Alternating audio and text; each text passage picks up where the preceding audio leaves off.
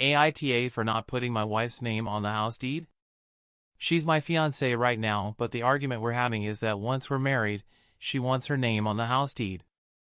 Years ago, I bought several acres as soon as I could afford it. Back then it was part of a ranch surrounded by other ranches. The owner needed money, so he parceled out this section and sold it to me. I built a small house on it and have lived in it ever since. Since it was originally part of a ranch, I did enough to legally keep it classified as a ranch, so the property tax is extremely low. Over the years, companies started to move to the neighboring big city and land prices started to go up. Almost all of the ranchers sold their lands to developers, so now there are huge houses surrounding mine. They start from $500,000 and go to several million. None of them sit on even an acre of land. My house is clearly the worst house around, and I have no doubt it's bringing the value of nearby houses down. That's all happened before I met and dated my fiancée. Now that we're engaged, we're talking seriously about our finances, and the only sticking point is the house. She wants her name on the deed once we're married because we'll be sharing our lives. Alternatively, she wants me to sell the house and we purchase a house together. I don't find either options attractive. In our state, whatever we bring to the marriage we take out.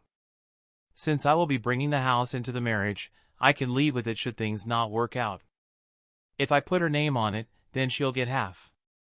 If I sell the house, there's no way I'll be able to afford anything that's even close to what I have now. Not to mention our property tax will be several times higher. Then there's the drive time. My house is 30 minutes away from my work and 40 from hers. House prices has gone up so much that we'll have to move at least an hour away from our jobs.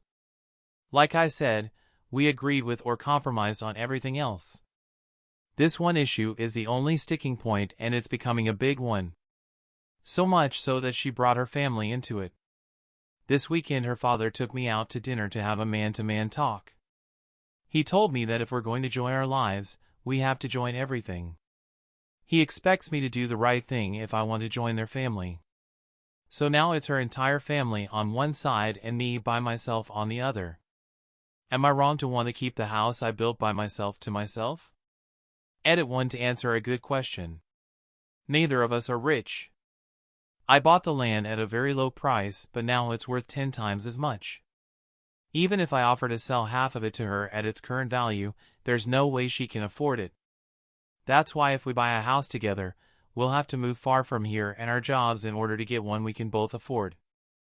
Edit 2 to answer some common questions. In all, I spent about $200,000 to buy the land and build the house. Everything is paid off and I pay the extremely low taxes every year. The tax assessment on my property is about $2 million. I don't know anything about refinancing, but at our salary level, I highly doubt we would qualify. In fact, we've spoken to a real estate agent, and with a 20% down, our salary qualifies us for a $300,000 house. The property tax on a $300,000 house is many times the currently tax I pay now. I'm comfortable with us living in my house and paying all the taxes and maintenance by myself. Edit 3 to answer a common question. Many are asking about my compromise and pointing out her lack of financial security. My compromise is that we live in my house and I will pay all of the taxes, bills, and maintenance costs.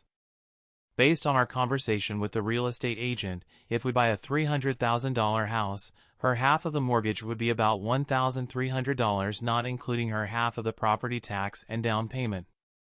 I pointed out to her that if I paid for everything toward my current house, she would be saving at least $15,600 a year over 30 years on the mortgage alone. That doesn't include the money she would be saving not paying the down payment and property tax. In my mind, that would give her plenty of financial freedom and security. Also, if I sell the land, I don't want to buy any new house outright with that money. The reason we went to see a real estate agent is that if we buy a house together, I want it to be something we can both afford, mortgage, down payment, taxes divided equally. I would put any money I make off the sale into my retirement account. That's the main reason why I haven't sold my land despite many developers begging me to. Yes, some actually begged. I view it as my retirement investment.